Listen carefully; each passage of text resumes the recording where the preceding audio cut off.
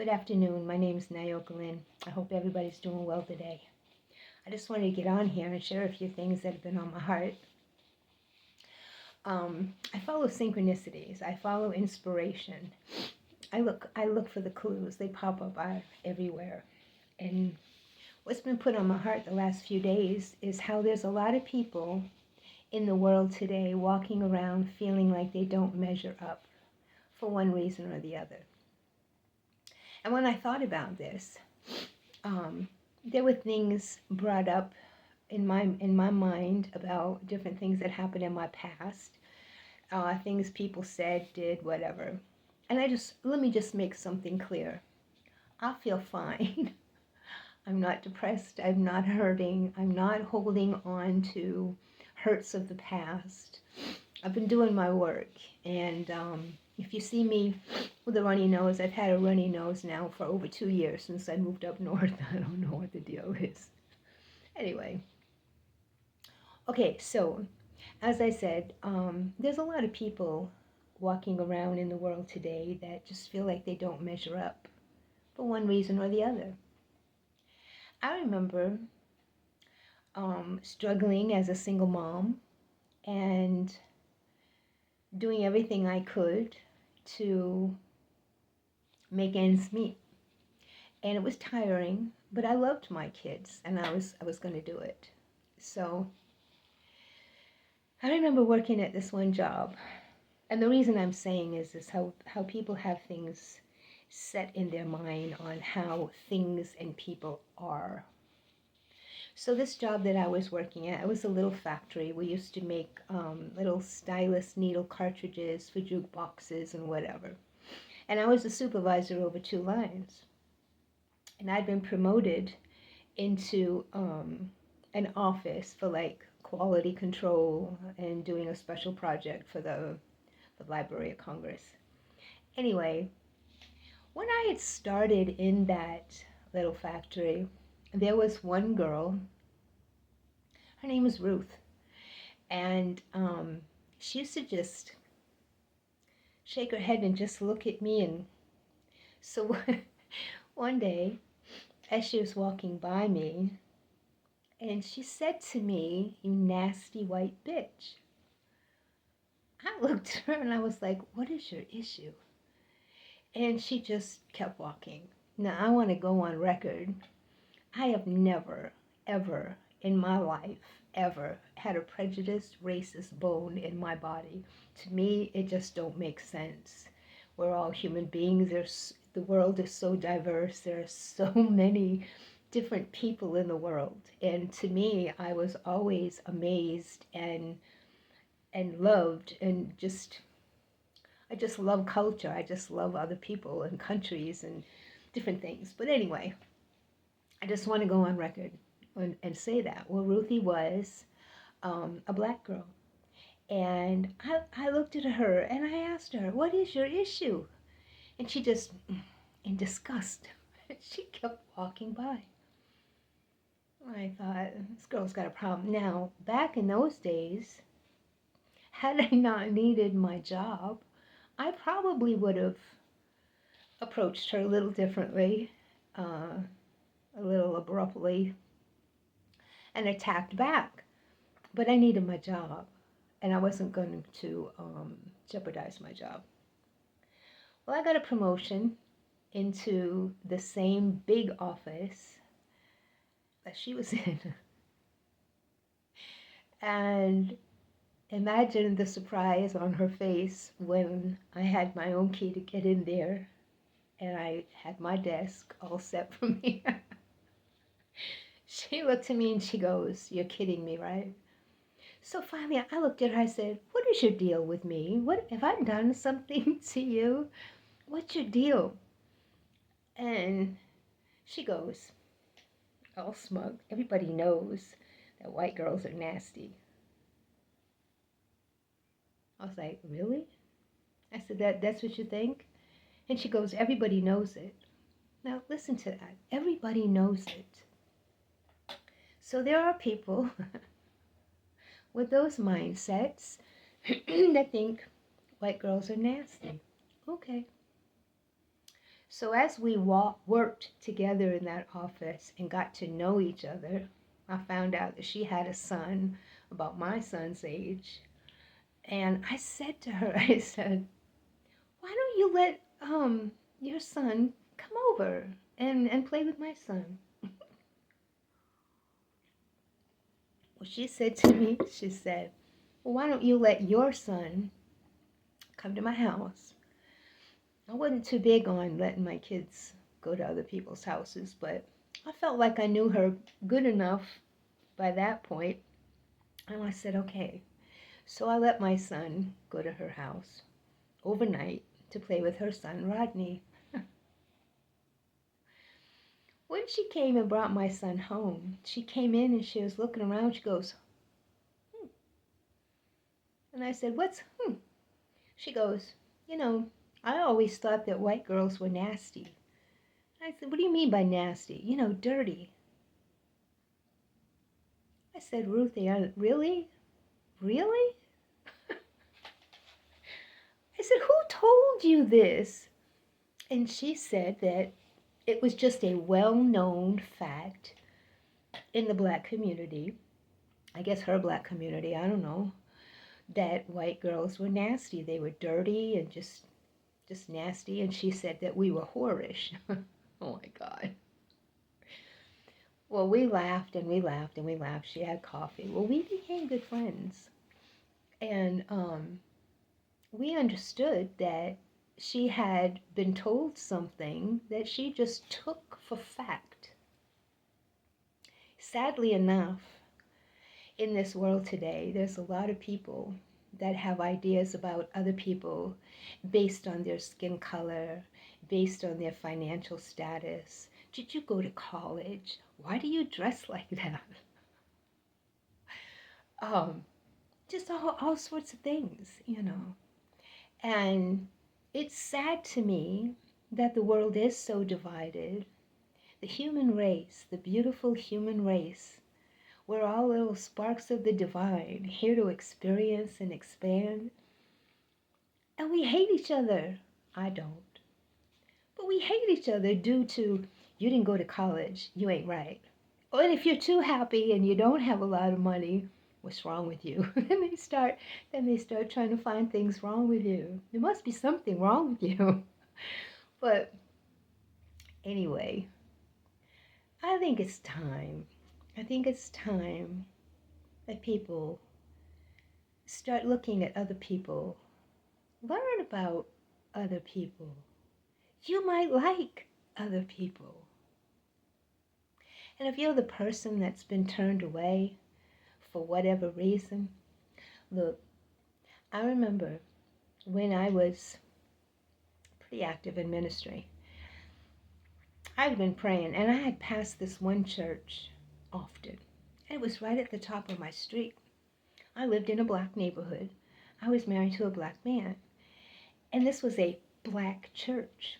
That's another thing I hope stops, all this division. But anyway. And God put it on my heart to go in there.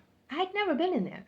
But he put it on my heart to go in there and speak to the pastor something.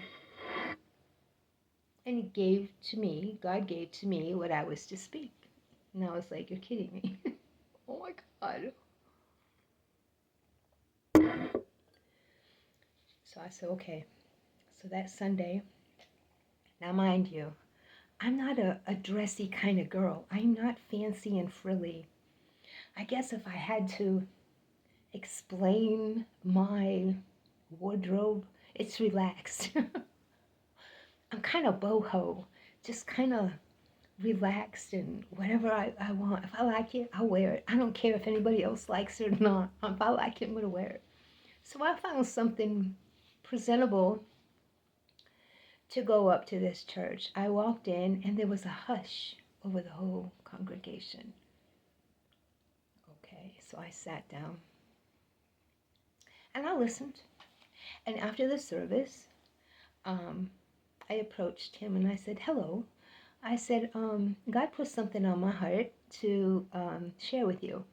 And he looked at me and he goes, oh, you? He gave something to you. Now, mind you, what I had on, I probably got, I don't know, I don't think I was a Walmart shopper back then, but probably Kmart. I don't know. You, you have something to share with me? And I was like, yes. So I shared what was on my heart that God gave me. I'd never met this man. I didn't have an opinion about him. So my message wasn't biased. So I gave him what God gave me to give him. And he didn't like it. I don't know why. I didn't know the depth of it. I just shared what was put on my heart to give to him. Well, maybe he shouldn't have looked at me like a poor little white girl and took to heart what God was sharing through my mouth.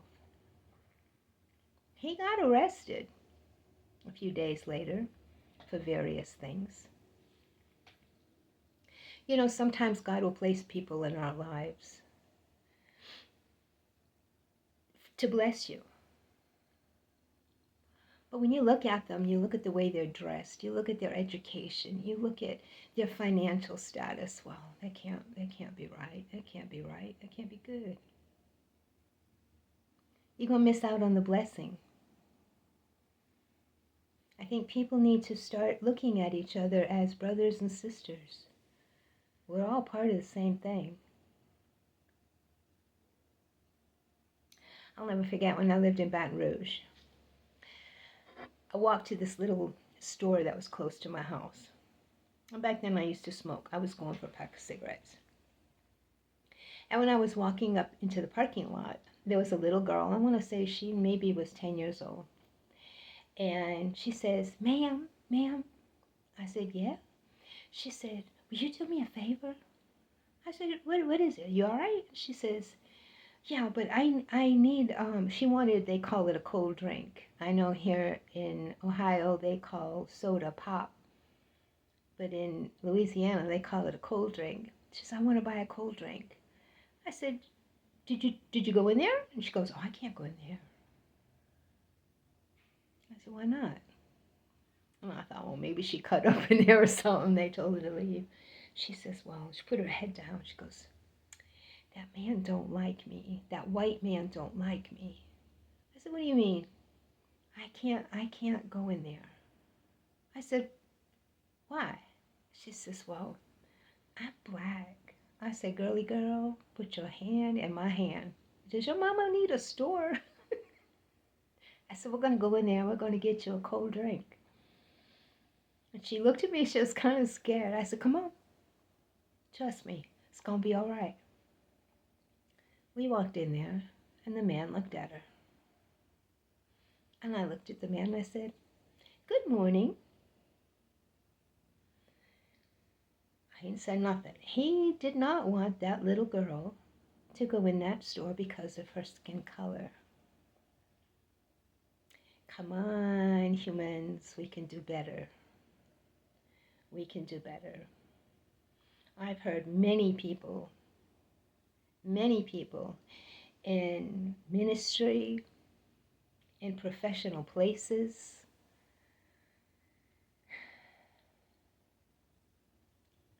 say things that were really out of line about people with other skin tones, other human beings, because they didn't have the same skin tone. They said something derogatory. Or some very educated people. I know a very educated person.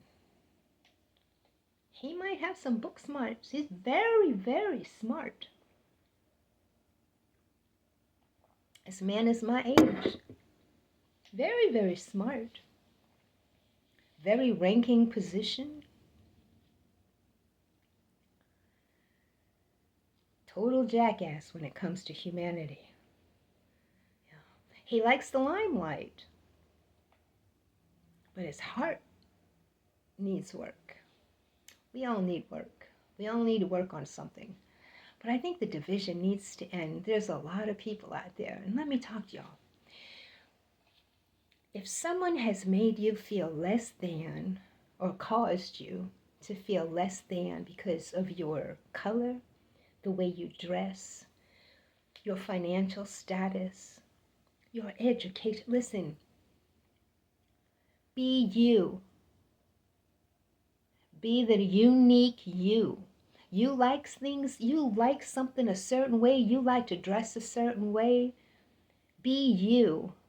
Don't worry about what other people think. I heard something the other day, kind of excited me. It said, you might not be the people's choice, but you are God's choice.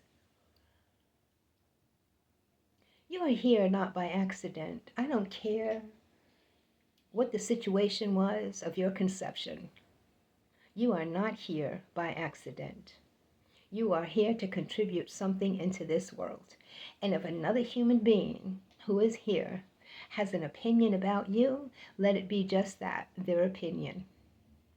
Put your head up and be proud of who you are. I have somebody very close to me who will not go around educated people because they look down on her. Now, not all people, not all educated people look at people this way, but there are a few. But she just feels like she don't belong. She don't belong. They don't see her, and it's a shame. She has one of the biggest hearts I've ever known. Mm-hmm.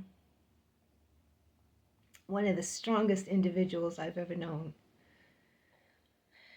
The things that she has gone through, most people that I know that have an opinion about so many other people would never have even been able to take a quarter of what she had to deal with. The strongest souls take on the hardest lives because they know they can. They're up to the challenge because they know they're going to find their way back to themselves again. Mm-hmm. Yeah. Stand up and be you. Be the beautiful, unique you. And if others don't like it and they don't want to be around you for you being you, you don't need them in your life. You'll find your tribe. When you are exactly who you are and walk in your truth and walk in your light, you'll attract. You'll attract the people that need to be in your life. It's an absolute fact.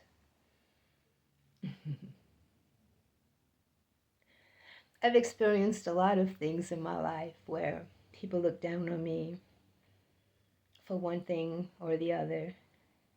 And I'm not gonna lie, it used to crush me. I used to feel like I just never measured up, and that just added to all my unworthiness that I used to feel.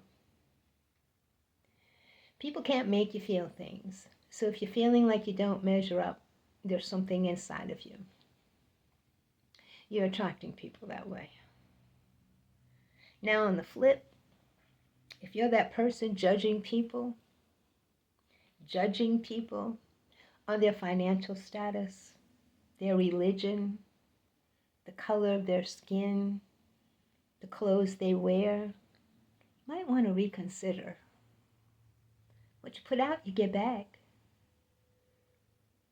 And there's no escaping that. Whatever frequency you got going on in there, you can't hide that. Now, you might be smiling in front of people. You might be smiling, but you can't hide that frequency. It's out there. It's just sending out those little waves of electricity out from you. You're like a big radio receiver. What you got going on? Sending out signals, sending out signals. You can't hide from the frequency. You might want to reconsider all the judgment. Yeah. But yeah, so again, be you. I gotta share this. Now my mom's been gone now for 9, 10 years. My mom called me up one day. She had just bought a new bedroom set. And she was so proud of it, And I'll never forget it. It was black lacquer, and it was kind of Oriental style. And she bought her comforter and everything was very Oriental. And she was just so pleased with it, and I was happy for her. Then a few hours later, oh my, she called me. What's wrong with my bedroom set? I was like, what? What's wrong? Well, I just talked to so and so. One of my sisters had talked to her. I guess she had called one of my sisters. And all my sister said, well, my sister went over there to see it. And my sister said, yep, that's you. My sister meant no harm, no malice, nothing about saying, yeah, that's you. Well, my mom called me having a meltdown. What does she mean by that? I'm like, well, Mom, it's your style. This is what you like. So what? Well, what does she mean? She don't like it. Yes, Mom, she don't have to like it. She don't have to like it, but she can be happy for you if you like it. It's your style. It's not her style. So I said to her, because back then this one particular sister I have used to wear like leggings and these big oversized shirts. That was her style. I said, Ma, if you're walking and you see in a store window a mannequin and the mannequin has leggings on and a big oversized t-shirt, what are you going to say? Oh yeah, that's so and so. You're going to say, yeah, that's her, because that's her style. I said, Mom, if you like the color red and I like the color blue, there's nothing wrong with red. There's nothing wrong with blue. Just because I wouldn't care for your red doesn't mean there's something wrong with it. It's your preference. The whole world has preference. It doesn't mean people are wrong. My grandfather used to have this saying that used to drive me crazy. He'd see a pretty blonde and he'd say, oh, I just love a blonde. And I'd say, why do you love a blonde? And he used to say, blondes get dirty quicker. I just thought that was the most derogatory, horrible mindset. And I let him know. That's horrible. But that's how people have their mindsets. Mindsets. You know, things are changing. Things are changing in this world.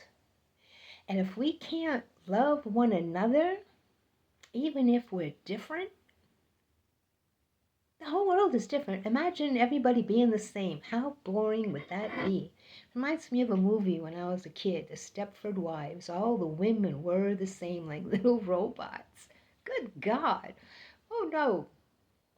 The world is changing. What's to come? It's going to be very difficult for some if they can't grasp change. It's inevitable. You can't stop it. What's coming is coming. And I, for one, am thrilled. It's about time. We need to embrace one another. We are one. We are all sparks of the divine.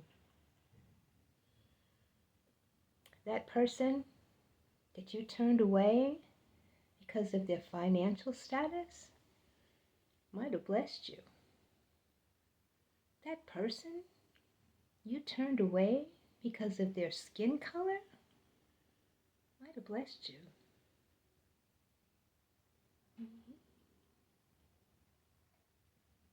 Let's love one another. Let's celebrate one another. Can we stop having white churches and black churches and Hispanic churches? Can't we just have a church? Can't we have a celebrated event for people?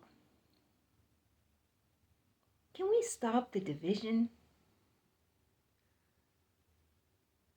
There's been things set in place in this world to keep us divided. There are those in places that would love to see us divided forever because they're afraid of us when we unite and know who we are. It's time to unite. It's time to put down all our prejudices, whatever they are. It's time to love one another. It's time to walk in your uniqueness proudly because you're here on purpose. We need what you got. I guess that's all I have to say today. I've said enough.